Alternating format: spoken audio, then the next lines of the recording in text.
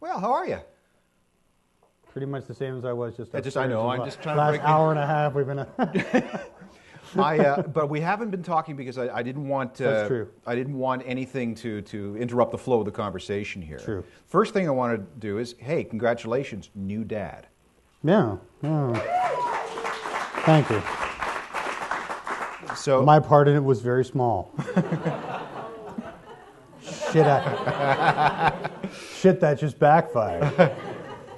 No.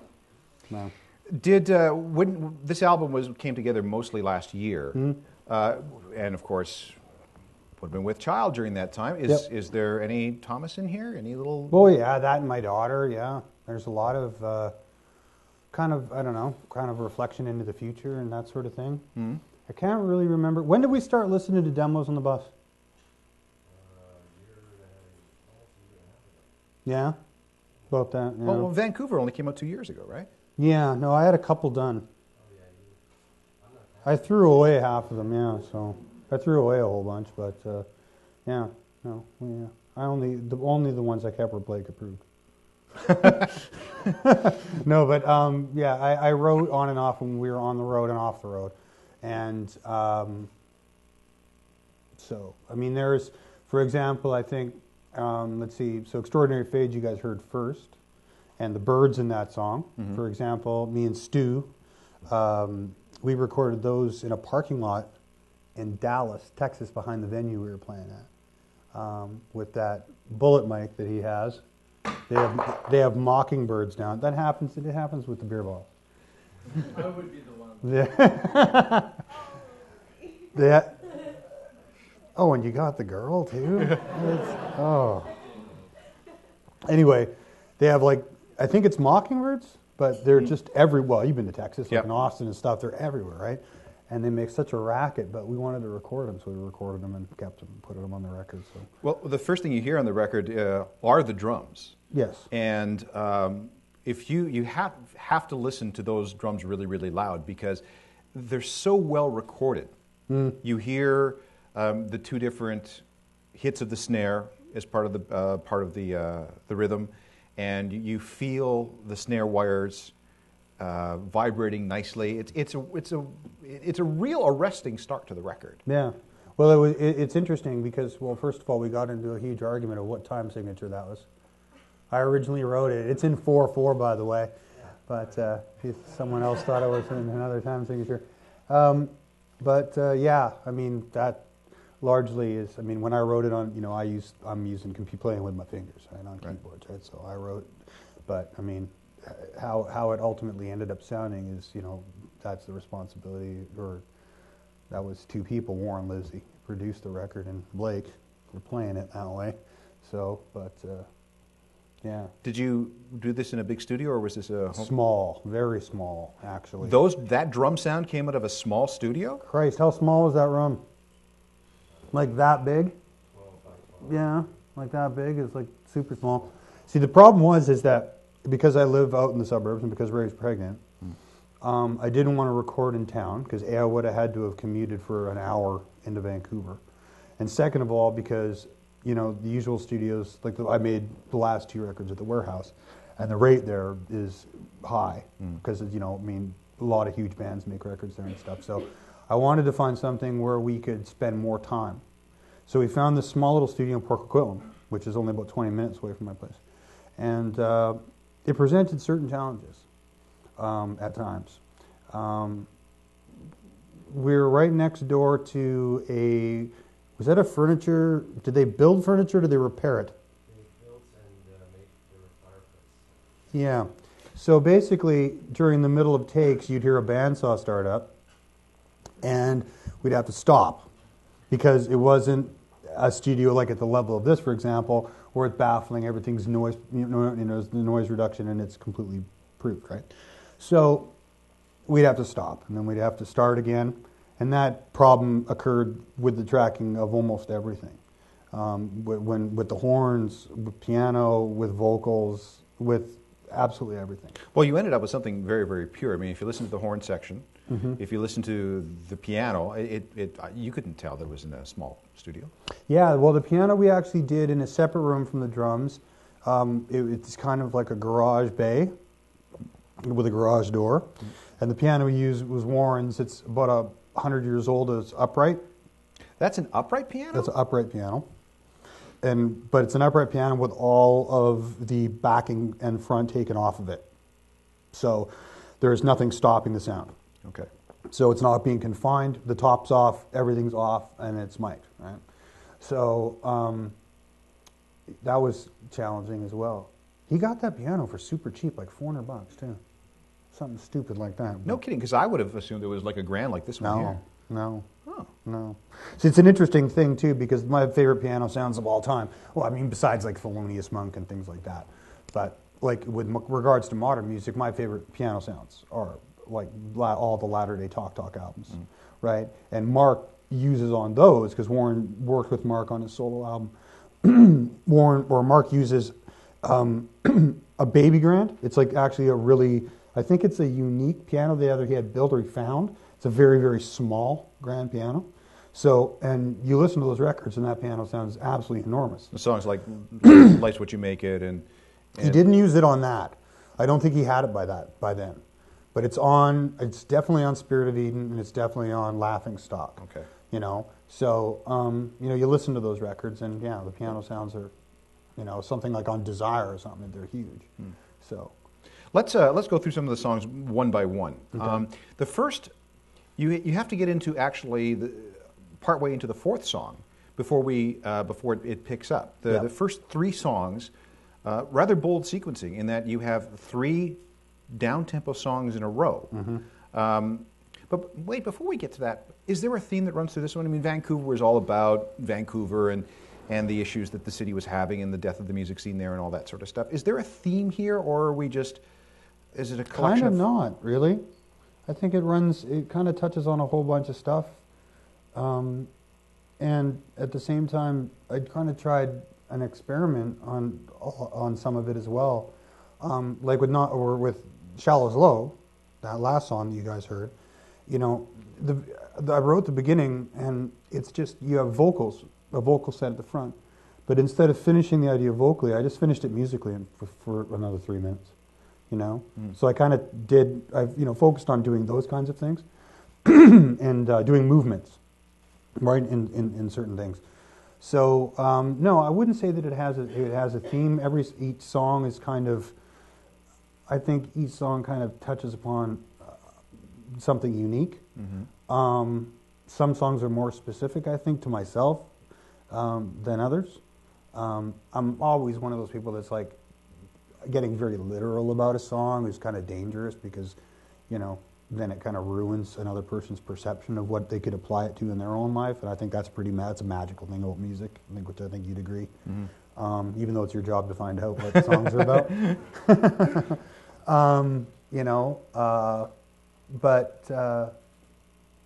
Yeah, I mean...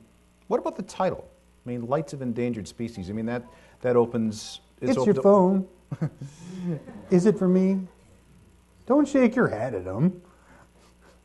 How can you tell they're totally in a relationship? No, we're totally not. You're not? She's I'm just, your chances are just, you already spilled shit on her and your phone now, she thinks that. You're singled out for the whole night too, all right? I mean, you should be wearing like a bright yellow t-shirt or some shit. Or, yeah. What was your question? What was it? Oh, Lights of Endangered Species. I mean, that opens itself up to all kinds of interpretations. Yeah, I think that really had a lot to do just with kids, Kids? Yeah, having kids around. Having kids around. I don't know. It's an interesting thing, thinking about the future and thinking about what happens, obviously after you're gone and, your own children have to face, what it is that they're going to have to face and that sort of thing. And to me, that's kind of a bittersweet, thing to contemplate. I do like the artwork. I have a painting at home that looks along those same lines. Well, that painting was done by a local Vancouver artist, and as usual, I found it. I was trying to mess with different ideas with the artwork. I had found a fan that had done a photo that was really good, And then I just decided to do the same thing I did with White Light Rock and Roll Review. I entered in the old Google, Vancouver artists. Then I hit images. Really? And I just started to look. And that came up. God bless. So I called Sean Marino, or no, I called Bernie. And Bernie called Sean. And someone called the artist. And then she said yes. And so then we got the artwork. And yeah. Wow. Okay. That's how it kind of came. And I love it. So, I mean, I designed in Photoshop Susan did the final thing, obviously. But yeah, so I designed like the letters and the placement and crap and that kind of stuff. But You're a real it's hands-on awesome. guy when it comes to that sort of stuff. I didn't I realize got some that. time on my hands, man. Sitting You at know? home, changing diapers, and Yeah. Yeah. so let's go through these songs. We'll try not to get too deep into them because we don't want to mess anybody's interpretations with them. But Extraordinary Fades starts with the drums, with Blake's drums, and is quite mournful. Well, yeah. Yeah, it is kind of, really. That song, when did I write that? I wrote that after, I think, Lights of Endangered Species, which originally was called something else. I think I think that song was primarily kind of a reflection on, if you think about creation and kind of I think really how it's been marginalized, like how talent actually has been marginalized in a lot of ways, you know? Mm-hmm. People, it's kind of like one of those things where you think you can, just go put a quarter in the machine and you're creative or something, you know? Well, it's true. It's true. You kind of, you post something on YouTube, and the next thing you know, they're making, you got a fucking documentary about you. It's well, it's true. Okay. How many people here heard of Justin Bieber? Is it Bieber or Bieber? Everyone? Who's Mark Rothko? Exactly. Well, he put a gun in his mouth in 1971 and killed himself. But he's far more significant than Justin Bieber will ever be. But therein lies the difference. Rebecca Black. 141 million views on YouTube. Who's that? Oh, Matt, I'll show you later. You don't need to burden yourself with Rebecca Black right now. Last night I burdened myself watching Little Red Riding Hood. Dude, after that I can take anything. Stay away from that. How It Goes. That's the second song. Again, another down-tempo song. Mm-hmm. Yeah. Well, that song is basically just about me now.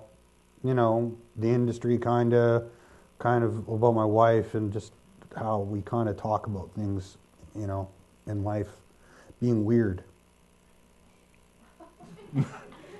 Weird? Well, you see, the story of how I met my wife's weird, right? My wife was my ex-wife's business partner. And they've known each other since high school. No, it's not a friendly relationship there at all. And then about 3 years after I got divorced, she contacted me because she wanted to know if I would blog about this dog rescue program that she was involved in Mexico, right? Mm-hmm. There's a lot of dogs in Mexico that need rescuing. They bring them to Canada and that sort of thing. So I said, yeah, absolutely, sure, I would. And, what's up with you? And, she had recently got separated from her husband. And, we ended up just hanging out after that. And now we're married. So, which is ironic. But, it's kind of a song about that. Really. How things go. Yeah. Shallow's Low, track 3, down tempo. Yeah, that's a song that I don't know. It's an interesting song. It starts with my daughter singing. She came downstairs while I was tracking the vocals on the demo, and she likes to plonk around on things like on the piano, on my piano keyboard and stuff. And, she said, Dad, what are you doing? And I said, well, I'm singing, honey. And she's like, well, can I sing? Because she loves a microphone. I was like, yeah, of course you can sing. So I put the headphones on. Of course, they're way too big. And I said, just sing when you hear the music. So I hit record. And she's just like, la, la, la, la, la, la, la, right? But in this one bit, it's actually in the middle. I think it was in the middle, or if it was off the top. She hit this repetitive thing twice, which is the right? And I went back and I heard that. I'm like, my God, that's fantastic. So I cut it up, and then I just repeated it in places. And then, but I didn't think it sounded that good because it was in GarageBand, but then Livs heard it and he said to me, "Oh, we got to keep that in there, just because it's Avery and we got to keep that in there, right?" So we did. She's very happy about that, of course. Asking for royalties yet? She likes hearing that. She's the second person today that's asked me about that. I have a deal. Me and her mother have a deal with her if she marries well, and we end up on some cushy compound in Dubai. Maybe I will pay her royalties. but that's how that happened. As far as the lyrics of that song go,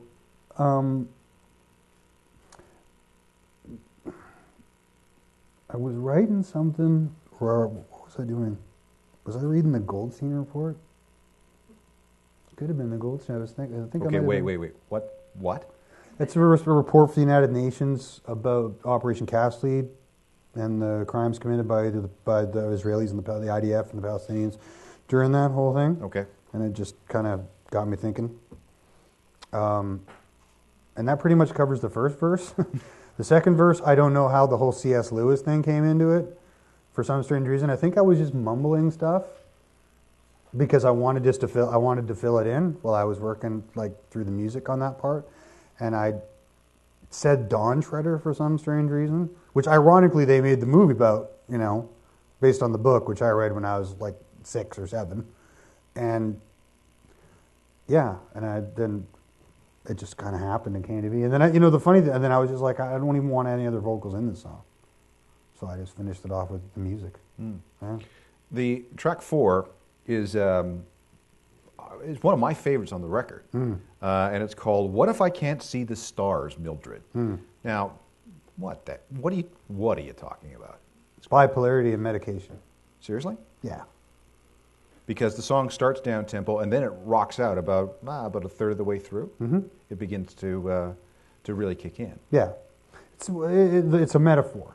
The whole thing is although the lyrics that are in are entirely a metaphor for the dealing with mental illness, and then people's fear of taking medication to combat it because it'll change them, right, in some kind of way, and that's where the title comes from, right? Like, what if you lose that insight? Or whatever it is that, will you have some kind of limited perspective because of Catherine that? Zeta-Jones is going through that whole thing right now. Oh, yeah. She's gone public about it after Michael Douglas and his cancer scare, yeah. It's fantastic, which is interesting, too, because now she's going to have to go through her entire family, and because it's a genealogical disorder, right? So someone else in her family, either on, parents on either side, someone's going to, or aunt, great uncle, aunt, someone's going to have it somewhere. And of course, given her age, she's going to have to go back and she's going to have to look at it as, back then it was not called anything. Look for someone with alcohol abuse or whatever in the past. Tanya Donnelly of Throwing Muses has written a very good book on her experiences. It just came out a little while ago. Oh, yeah? And she talks about what it's like to be misdiagnosed, misunderstood, and then finally the realization of bipolarity and how afraid she was to take the medication because it would have interfered with her creative process. Mm-hmm. So it's if anybody's interested, find Tanya Donnelly's book. It's very good. Throughout history, you can look at a lot of artists. John Lennon, without question, was bipolar, as far as I'm concerned. Everything I've read and seen about the man, absolutely.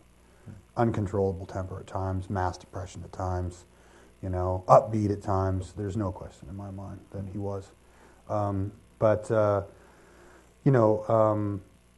It's a difficult thing, and a lot of people, especially artists, go through the whole thing about the whole medication and being concerned about them altering their perception about what they do and the rest of it. When it came to me, I was so at the end of my goddamn rope. I was just like, God, give me whatever you want, buddy. Make this stop, and I will give you, 5 gold pieces. Track 5 has the horn section, Zero Orchestra. Yeah, there was horns on the third track. Okay, but the big horns are in. Oh yeah, well, Zero Orchestra. Yeah, that's the last song I wrote, that song is just wholly influenced by I grew up listening to big band, Count Basie, Django Reinhardt, just all of them, right? My dad, Glenn Miller. So one song that I've always been extremely fond of is "Keep the Customer Satisfied" by Simon and Garfunkel, and the horn arrangement at the end of that song is unbelievable. It's absolutely unbelievable. And actually, me and Terry Townsend, we had a conversation about that when he came in to play the trumpet on that bit. Because what happened with the horns in this record is we tracked them with the people that we had originally booked, and it was so bad that me and Warren were in a panic. And the whole record had been chill up to that. It was pretty chill up to that point, right? And then we were in a panic because we thought, well, we're going to have to go to L.A. because it's just no one in this town has got the kind of chops we need to pull this off. And that song's not an easy song to play. No, right? It's not. And not only that, the arrangement that we used on it, I wrote it obviously with a keyboard using sound, so you don't go into specific instruments, right? Mostly I used an orchestral trombone section that I pitched up and down because I could get different qualities, right? But it's a lot different when we start to score it because then we go into trombones, sax. So who would arrange this? You'd have to hire somebody to arrange it? No, me and Warren did it. You did? Okay. Yeah, and and then we did the Gil Evans thing like he did on Sketches of Spain with Miles Davis. We put a French horn in it all as well. So we originally got all the guys to come in and lay down the certain parts, and it was just so not there. Warren's like trying to pitch horns and pitching live horns. My God, it's just I'd rather throw yourself in the ocean full of sharks. It's just not good. So we thought we're going to have to go to L.A. It's like the closest place that's got players that can just lay this down. And then Bernie called someone. Bernie, you called somebody, right? And what? He called Craig Northey, and then Craig Northey tipped him off to a guy named Terry Townsend, who had just moved back to Vancouver from Nashville. And Terry played with Kenny Rogers for 20 years, Shelby Lynn, a whack of people, like big session guy in Nashville. And he came in and murdered it. Just murdered it. It was unbelievable. I think me and Warren, we were weeping. We were holding each other. It was like that good. My God, it's been saved. And and he did exactly what we wanted him to do. Exactly. Like we were, even though in the language in from his world to mine, there's obviously, I didn't know what a flip was until Terry told me what a flip was. But I was kind of like, well, can you do this? To-do, or whoop, whoop, at the end of bars. And he's like, well, you want me to do a flip? Okay, sure. Yeah, I can do that. or whatever. And I'm like, yeah. And then at the end of it, it's just like, dude, go to town. Just go to town. You know the part now? Just freaking go to town. And he did. And everyone else on the song just basically followed along, with regards to their parts. And it just turned out magnificently. So how are you going to reproduce that live? Well, we can't. We can't. I mean, we've talked about what are we going to do? I mean, we're going to do drums. Well, unless you want to break, we can do that with the machine. Bass, obviously. Piano. I'm going to have a fifth guy come anyway do piano because there's a lot of other stuff, old stuff that if I have a keyboard player, then I can have like Mellotron on Avalanche and that kind of thing. So, and then I guess the only way that I'm going to be able to reproduce the horns is like for Stu to do like an atmospheric lead guitar thing, right? Which just leaves me free to stand around and sing, which I kind of like about that song. I just like the singing part, for me anyway, because playing the piano on that song was just absolute hell, right? I did it really quickly, actually, but the problem is that I don't know how to play piano. Because you're one of those guys? No. I can do that whole thing. It's just I don't know how to play piano. I hear piano in my head, so I figure it out and I teach myself it, right? But I hear like that run in the first verse, the right, is ridiculous, right? And you have to use two hands to actually play it. But of course I'm still holding eighths down here, and I had to reteach myself how to play it all, right? But I kind of slacked when it came to that. Were you there? You were still there for when I was tracking this piano. We booked like 6 days for me to do piano, and I did it 2.5, which freaked me out because I thought I'd be there for a month doing piano on the whole record because, again, right? I had my laptop and I was literally listening just to the piano tracks and figuring out where they were and then playing them. Like then, okay, let's go, and then it worked out in the end. But that's what happens when you don't know how to play an instrument. You write a whole record with it in it. I don't recommend that. But before we take a break here, I want to talk about one more song. It's called Non-Populous, which is a song that you posted on the website. Yeah. And this is the longest song on the record, over 8 minutes. Mm-hmm. Any insight there? No, that song I just basically wrote. Again, it was very much like Shallows Low. That song's in movements. It's almost like an orchestra, right? It's in movements, and the initial idea behind that song was, how's the best way to put this? The phrase "peace be unto you," Okay. right? Which in every major religion, right? There are words for. Christians would say "peace be unto you." Muslims would say "Assalamu alaikum." I said that wrong, didn't I? Thank you. Yeah. And in Hebrew, I can't remember what it is in Hebrew either. There you go. Thank you very much.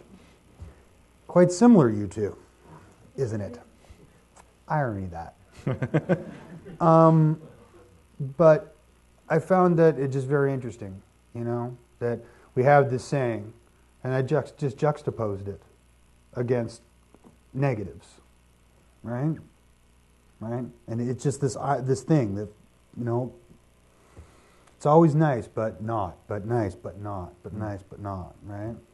And then I do it in the second verse where I talk about, that, but if you're going to do it, let it be done to you, that kind of thing. Then, of course, we go back into the musical bit, and then I wanted just to finish it with a very simple statement, which was, we had the opportunity to do something, and we decided not to.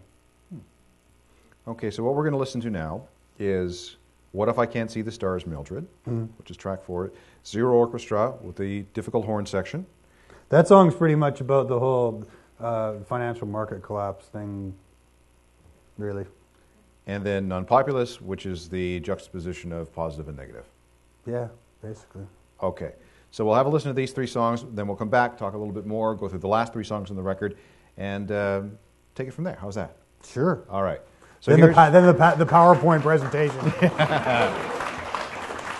I'm going to go smoke real quick. Okay. All right.